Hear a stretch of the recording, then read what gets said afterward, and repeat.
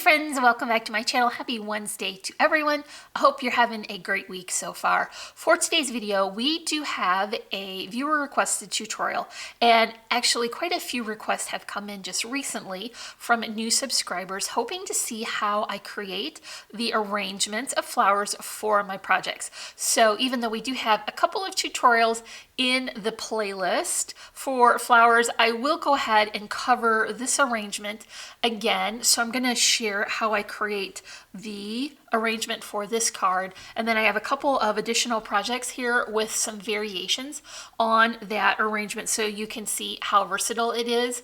Also, I wanted to mention that I do have a new intro. I hope that you noticed. I kind of love it. I hope you do too. If you do, let me know in the description below. And so let's get started on our tutorial. So I just wanted to very quickly share with you the flowers I'm using for my arrangements. These all came from Really Reasonable Ribbon. They are Wild Orchid Craft mulberry flowers. I'm picking 4 different kinds to share in this video. Now there's a lot of different colors, so it looks like a lot, but I just have a basic favorite as my focal flower, my largest flower, and I'm using the Magnolia for that. So they come in packages with lots of different shades of the same color, so you can get a good variety to work with, as well as packs that are exclusively white. And so I just cut them off of the stem, and then I typically pull off this first whole layer with the stamen included. I'm just kind of going around and pulling it up a little at a time until I can separate the layers. And so this is basically what I use. I'm going to switch out the stamen so that I can get it to coordinate with my projects. And because I have pulled these apart, I get some additional extra little flowers.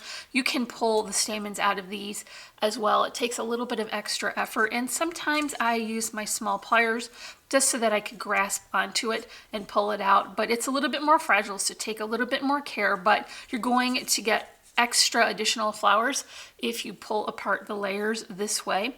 So this is going to work for all the different Magnolia flowers, and there are more in her shop than what I have represented here. I just wanted to bring down a variety that would work well for my Valentine cards. Also, they have a lotus flower, and these are absolutely beautiful. It's kind of the same size, but the petal is a little bit of a different shape. Same stamen on the middle, and you can pull that out pretty easily. I have noticed that I need to come back in and punch a small hole with my crocodile. I use the smallest size so that I can get a little bit of extra room in there to thread the stamens through. And so the lotus flower comes as a pink, a white, and this pretty blue. Now I use this a lot during my patriotic projects. I pull the stamen out just as I do for the other focal flowers, and then you can separate these layers so that you can get 2 different shades of the same pretty blue color. So this comes in white as well. And so this is just a variety of the larger flowers I use to kind of anchor my arrangement. This is the focal flower, as I call it. And then I also use a lot of the smaller blooms as filler flowers. So something I can extend my arrangement with, a little bit smaller, and then I can work down into the foliage. So she has these cherry blossoms, and they're very beautiful, a little bit smaller.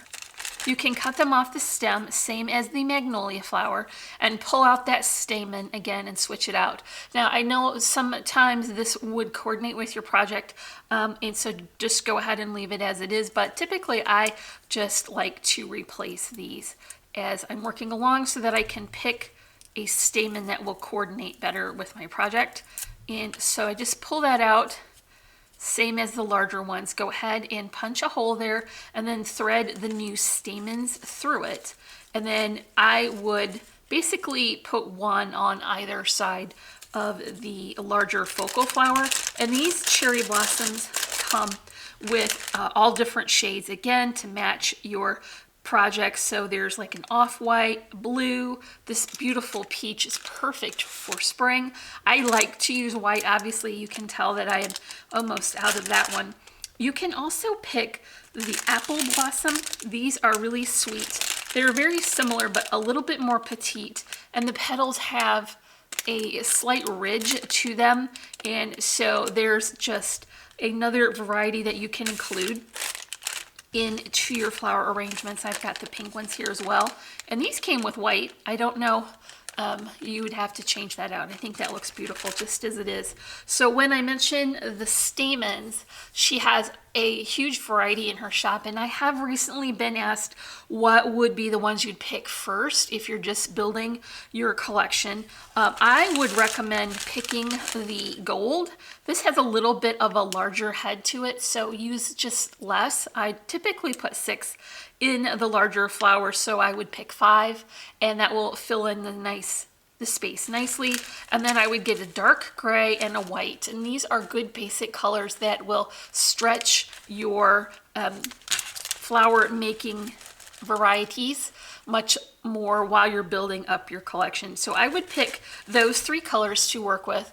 And so these are the supplies I'm getting from Really Reasonable Ribbon. So here's all the parts that I'm going to combine to make my flower arrangement today. I've already pulled the stamens out of these flowers, and I use my crocodile to punch the hole in the center of the magnolia. Remember, I'm using the small side of the crocodile. I just need to have enough room to thread the strings from these stamens through. So these are the gold ones. As I mentioned before, I picked this because it will go with the netting that I selected, and I'm just going to gather all of the ends together and then find the middle and fold it over so that I can make the tail a little bit smaller. Then I can go ahead and thread it through that hole. And so just want to make sure to pull that tight up against the back of the flower, and then I'll come back in and cut these tails so that I can divide them and adhere them to the back of the flower. I want this to be flat because I like to build my arrangements kind of more on one level, and then I can glue them on easier. So I'm just going to bring in a generous squeeze of hot glue, and then I'll press a little scrap of paper onto the back so I can capture the tails in that hot glue. And then I will remove the excess paper as I go along, including the tails, so that I have a nice clean back to layer with. So the next smaller flower, these are my cherry blossoms, and I am going to build an arrangement that has one corner and a nice curve. So I want to put the first one here, and I'll just add that with my hot glue again, and I'm going to position it so that the petals from the larger flower are hiding the hole left from the stamens. There's no need to add stamens to your layering flowers if you're going to hide the center. So that will help your stamens stretch a little further, and also it will reduce some of the bulk in the back. Now you see I put them pretty close, but what we're gonna do is we're gonna build off of each side so that we get that nice angle. So I did go ahead and cut a couple of foliage pieces, and this is a pretty bright green. I think it goes very well with my Valentine projects. It's very clean and fresh looking. They have a small indentation here, and I'm just going to go ahead and fold on that to give a little bit of depth and dimension. And I'm going to add my netting. So this comes from the Dollar Tree, and I picked up every roll in every color that I could so that I would have a nice supply to use for all of my arrangements.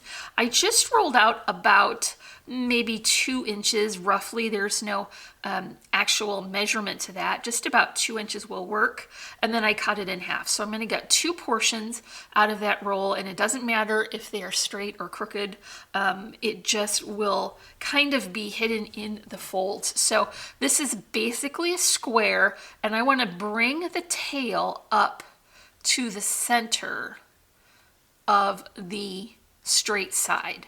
So I'm going to be basically bringing the points up to the top, and then I'll just give it a little bit of a finger pleat as I work along.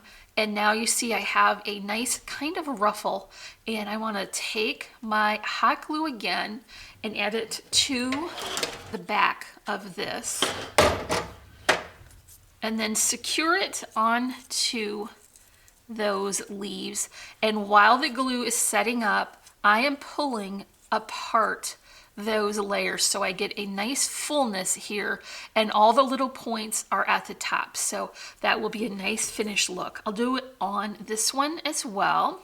If you are bothered by hot glue, I would recommend maybe consider getting a low temp hot glue gun. That would help as well. So I've got a couple other elements I want to add, and these are sweet little glittery hearts. I picked up a pretty good sized bag of these at the Dollar Tree, and they came with a beautiful red color and a pink. So I got a little variety, and there were also many sizes. So you could pick a different color or size that works best for your particular project. And you see how I added that with hot glue again, because you need to get through that glitter to the base so that when you glue it together, it will stay together. And I'm gonna do that for both sides. And next I want to bring in my loopy bows here. And this is my Ivory burlap string. I've just tied my bow, and I'm gonna fold it in half where the center is, because this will help me position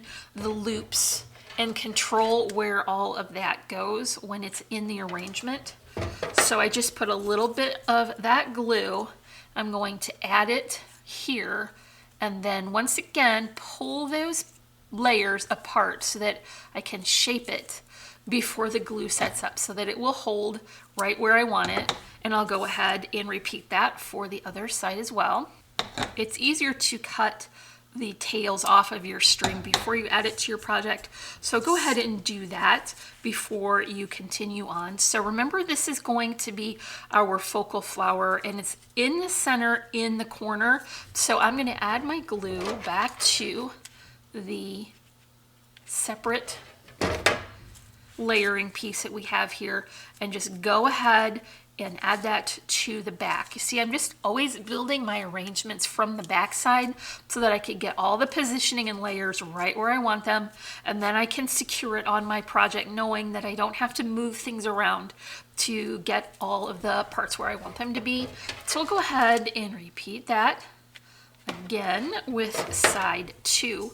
And because we're making a curve, I'm going to come out from the side, and this way that'll be a nice corner that we can add to the focal image on our project. So last thing I want to add before we secure it on to the card that I'm going to share today is I want to put a little bit of ribbon or trim on the back. This way you can control where all those loops are going to fall and how far it comes out, so you know it will fit perfectly. Just like that twine, I'm folding it all over onto itself, and I'll hold it in place while I add my hot glue.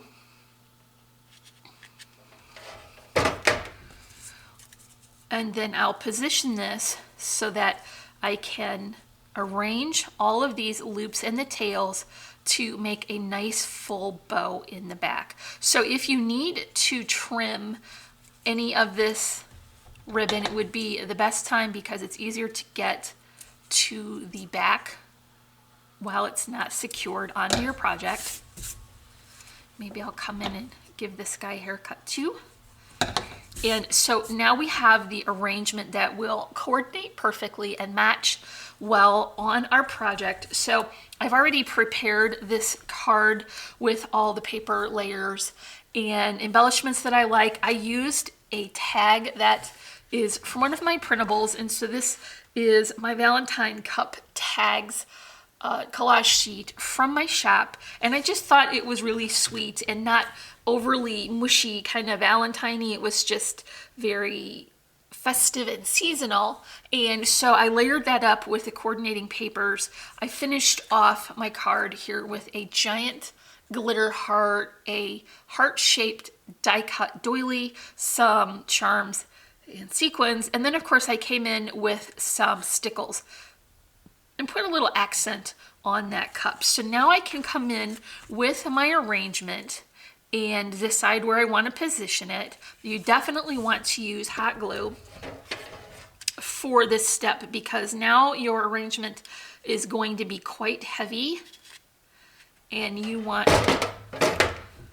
to make sure that it is well secured. So I'm just going to come in and really give some pressure to that to wait to make sure that it is well adhered. And then once I know it's stuck down well, I can come back in and fluff the petals a little bit and reshape it. So this is the basic arrangement that I am creating this year for my Valentine cards. I went ahead and created a couple of other projects because I wanted to show some variation.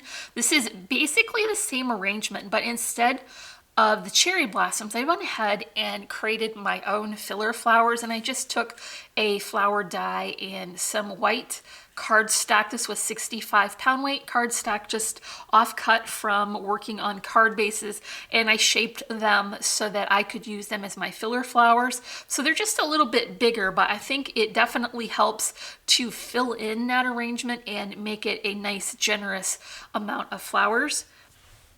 For this one, I wanted to share the pink hearts alternated with the darker focal flower, and so this came from the same package from Really Reasonable Ribbon. So I just flipped the tones on that, but it has all of the same elements. And then I also took the portion that I removed from the top and added some stamens to that as well. I layered it with another one of the cherry blossom flowers and another pink heart and a second smaller bow here at the top. So you can see when you pull your layers apart, you get a lot of additional flowers to use in your arrangements. Okay, so that is all for our Valentine flower arrangement tutorial for today. If you're interested in checking out these flowers and stamens and trim from Really Reasonable Ribbon, I'll link them in the description below, as well as the printable that I used for my finished card here. If you enjoyed this tutorial, make sure to leave me a comment and a big thumbs up. If you're not already, I would love for you to subscribe. And as always, I'm wishing you a happy and productive day, and I thank you so much for watching. Bye.